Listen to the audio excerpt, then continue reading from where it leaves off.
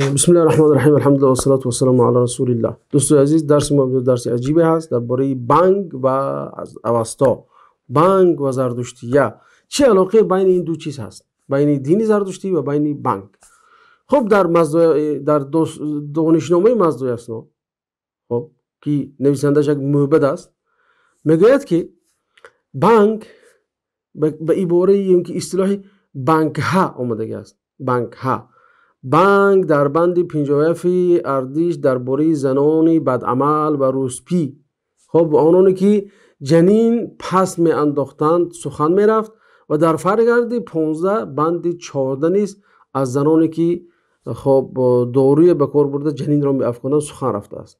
یعنی که یک چیزی است که در اوستا از اون ذکر شده است. خب بعد از اون میگوید که این بانگ که در اوستا بانگ ها و در پهلوی منگ، این عباره فراموش نکنید، کلمه منگ می باشد.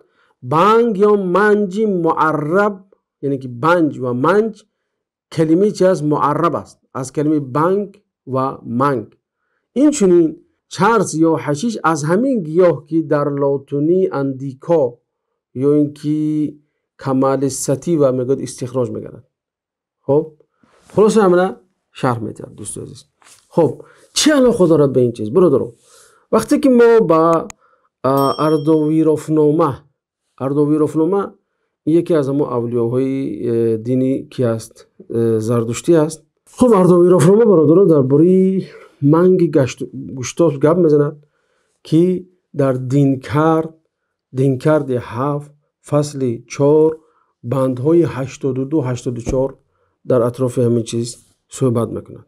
گفتم که دینکرد 7 فصل 4 بندهای 82-84، یعنی که بندی 82 تا 85 میگه، ما مهمش همین بندی 85 است که درباره گوشتاس گپ میزند.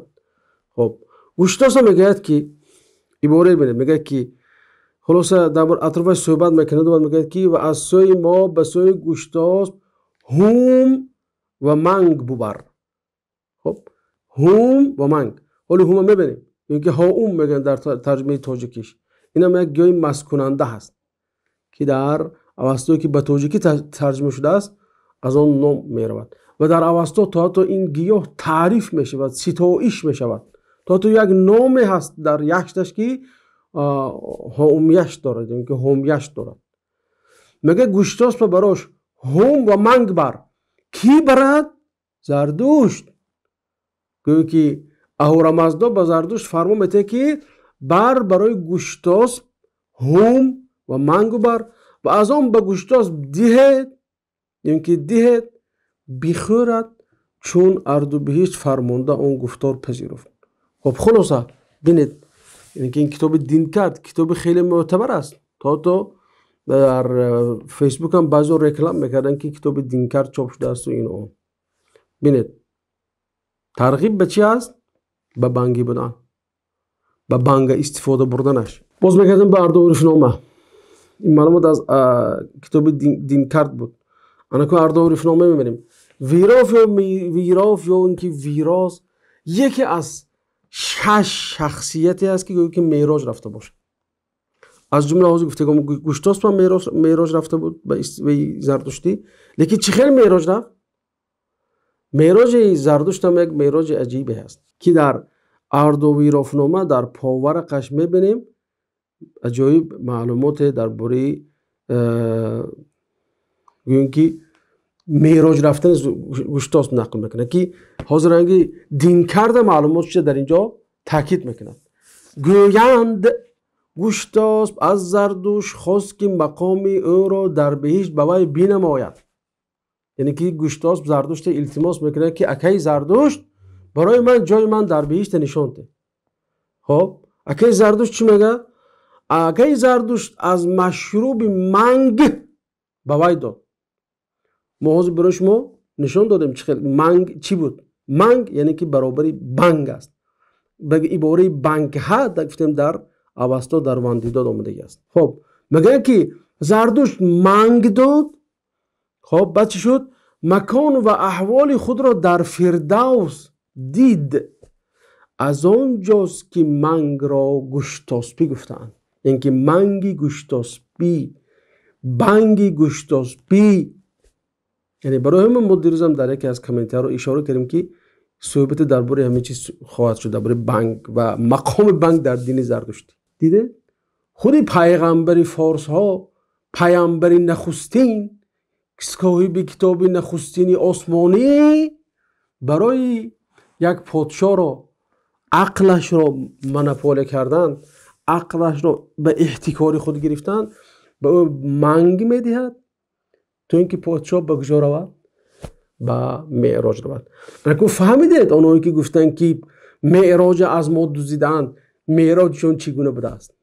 معراج اونها راست کردن چرس دود کردن و بعد همون چیزی که در خیالشون اومد برای مردم اومده گفتن که ما همین چیز دیدیم، همون چرس چقدر که انسان برداشت همون قدر میشه. فهمیدم که بانگ گوشتاسپی چی بوده است، منگ گوشتاسپی چی بوده است. خب باز میگردیم به اردوی رفنامه. اردوی رفنامه ویروف میگه 7 خواهر داشت. ویروف قدیس است، شخصی مقدس است در دین اینها. ویروز میگن که ویروز قدیس یا اینکه ویروف قدیس 7 خواهر داشت و آن هر 7 میگه ویروف رو چون زن بودندی. خودتون فهمید در دومش چی است؟ 7 خواهر 7 زن، همچون 7 زن بودن برای وی. اینو ما درباره چیزی درباره وقت نکاح محرم گپ زدیم اشاره کردیم، اینکه اشاره خواهیم کرد به اون. خب و دین از برداشتند و یشت کرده بودند چون شنیدم بسیار گر. خب درباره همون چیز گپ میزنه اینجا. بعد از اون درباره معراج همین ویروز گپ میزنه اینجا. خب اینجا میگه که وقتی که ویروز خواست که همون معراج رو بعد اینجا اومدن بعضی همون که اولیاهای دینی زردشتی سر و تن پوشوندن، جامه پوشوندن، بوی خوش کردن براش، بوی تخت آراسته کردن، فسان کردن دیگر. خب دومش گوش کنید. پس دستوران دین که بدوی موغانه که فقط چرس راست میکردن. دستوران دین از شراب و منگ گوشتاسپی 3 جام زرین پر کردن. اگه بین شعار اونها را 3 جام زرین چی است؟ مگه 3 جام زرین پر کردن کیا؟ موبد و موغان. بعد میگه که 1 جام به اندیشه اینک، یعنی که تاست برداشتن برای خاطر اندیشه اینک، 1 جام دیگر برای گفتار اینک، دویم تاستاشون، سیم تاستاشون به کردار اینک. ویروف دادن میگه ویروف از اون می و منگ بخور. خب بعد میگه به هوشیاری واج بگفت و بیشتر بخفت. واج یعنی که همون دعا و نیایشون ها و اون دستوران دین و 7 خواهر آن 7 روز و شبان به آتش همیشه، یعنی که به آتش همیشه سوز به وی بودن، با او بودن. خب و اوستا و زن برخوندند و تا چه شد؟ تا اینکه ویروف از خوابش خیست، از اون معراجش بازگشت و آمد. خب به همین شکل ویروف چه شد؟ می زد، چرس راست کرد، بانگ زد، آمیخته کرده به می. بعد چی شد میگه؟ بعد از اون میگه آمد. بعد میگه هیربدان و دستوران دین پیش ویروف نماز بردند. وقتی که به خود آمد از همون سفر معراجش، میگه که میگه باری سر 6 تن هم 7 شب و 7 روز، میگه روان ویروف از تن به چکات دایتیک و چی ایبارها و پول سیرات رفت و 7 روز و 7 شب از اون آمد و اندر تن رفت و ویروف از اون خواب خوش برخاست. خواب خوش یعنی معراج اینا به چه شکل بوده است؟ روحاشون میرفت است میآمده است به اصطلاح. خب دیگه میگه خواهرش خرسند شد، همون دستوران دین همون ملاهای موقعشون بگن که همراهشون بودن و هم خرسند شدن. از خرسندی میگه وقتی که اومد گفتن که ای درست آمدی، یعنی که خوش آمدی ای ویروف پیغمبری ما مزدا یسنایان از شهر مردگان. به این شهر اینکه تو گویی که از شهر مرده آمده، چون این جنت و دوزخ دیده آمد به عباره اینها. در چیزی محوری ما مال قید خواهیم کرد که اونجا رفته و درباره فضیلتی همون آدمایی که نکاح محارم کرده بودن، با مادرشون با خواهرشون نکاح کرده بودن، چه خیلی در آخرت منزلتشون بلند بودنش. و زنهایی که از این نکاح سر پیچیده بودن چه خیلی در دوزخ سوختناشون همین آدم نقل میکنه. خب شاید که برای خاطر که به خواهر خودش به 7 خواهرش نکاح کرده بود میخواست که دیگران مثل همین پلید باشن، مثل همین احمق باشن، برای همین هیچ نه، همین معراج خودش همین روایت آورد برای اونها، یعنی که غیر از دیگر روایتاش بود. خب بعد گفتن که پس ویراف چون چونان دید پذیرایی آمد و نماز برد و گفت که شما را درود از اهریمزدا خدای و امشاسپندان. خب و درود از کی آوردن؟ میگه از زردشتی اسپیتمان مقدس و درود از سروش اهرو و آزرا و دیگر همون چیزاشو نقل کرد. خلاص همین از معراج. گوشتاس هم دیدیم چه خیلی معراج کرده بود با خوردن میو منگ، تا تو نامش هم بنگی یا اینکه منگی گوشتاس میشد. این اردو ویراف نامش هم دیدیم که به همین شکل چه شده است، به همین نوشابه از منگ وقتی پیشکش کرده شد و خورد بعد معراج رفت. خب اینجا شهر کریمی منگ هم از اوستا آوردیم، بنگ مثلا بنگ حج خیلی گفته هستن. خب دیگر به فکر من به همین قدر اکتفا کنم بشود چقدر اینها به این چیز. خب درباره هاوم هم اینجا مثلا در اوستا در وندیدات چی آمده است که هاوم چی است؟ مثلا هاوم یک چیزی هست که در برش یک یشتی هم دارن، اینها در یشتاشون در اطراف همون هاوم هم صحبت میکنن. میگوید که خوشنودی هاومی افزاینده اشرا، هاومی زرین برزمان، نوشیدنی گیتی افزا را میسیتاییم، هاومی دور دارنده مرگ را میسیتاییم، زرین خب همه هاوم ها رو میسیتاییم. هاوم چی بوده است؟ هاوم وقتی که مراجعت میکنیم به اوستا، وقتی که این کلمه رو شرح دادن میشود. خب وقتی در اوستا این کلمه هاوم رو گفتیم دیدیم که میگه که در اوستا هاوم سام در سانسکریت نام گیاه مقدس است که افشوره آن گونه آشامیدنی آیینی. دیدی چی میشود؟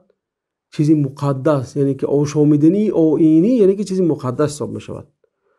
خب بعد میگه که این از نوشابه به صفت دوردارنده مرگ یاد میشود و در نوشته بنده هیشنم اومده است که سرور و شهریار گیاهان است و در فیرش کرد بیمارگی انوش را از اون میورند.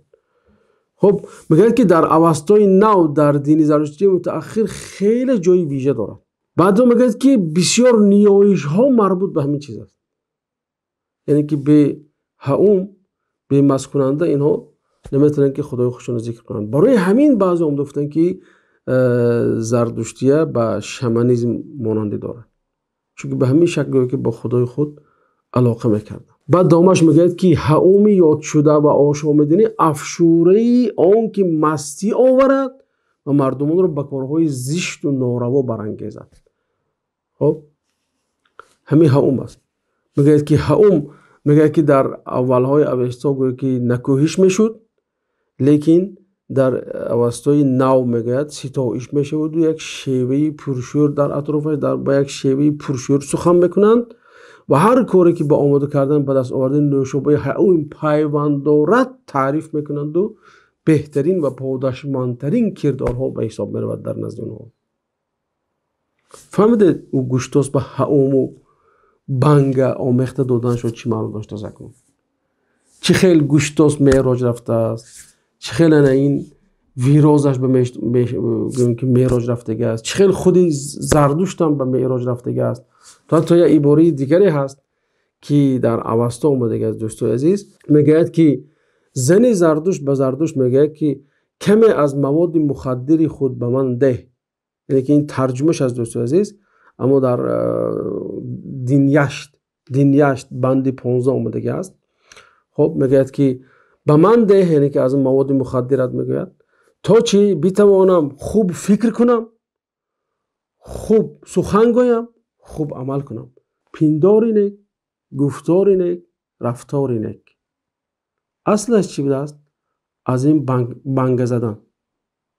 زنی زردشت هم تا حتی خواست که بنگ زند تا اینکه پندارش و گفتارش و رفتارش نیک شود. انا او ویراز هم دیدم که ویراز هم چو کرد، همون اولیاهاش و شیخای پیراش آوردن چون کردن مایا همراهی بانک آمیخته کرده دادن تو اینکه یک جان برای خاطر گفتار نیک، یک جان برای رفتار نیک، یک جان برای پندار نیک. دیدید گفتار نیک، پندار نیک. بنابراین یعنی که شاید که بعضی ها احتمال زیاد به همین چیز، علاقه اونها به همین چیز یک علاقه چی باشد به دینش کار ندارن، فقط برای خاطر اینکه همین چیز مباح دونسته شاید به همین دین علاقمندی دارن، شاید مایزده هستن یا اینکه چرس راست میکنن، برای من علاقهشون زیاد است به این دین. و همین قدر اکتفا میکنیم دوستان عزیز. خداوند نگهبان تو باشد. السلام علیکم و رحمت الله.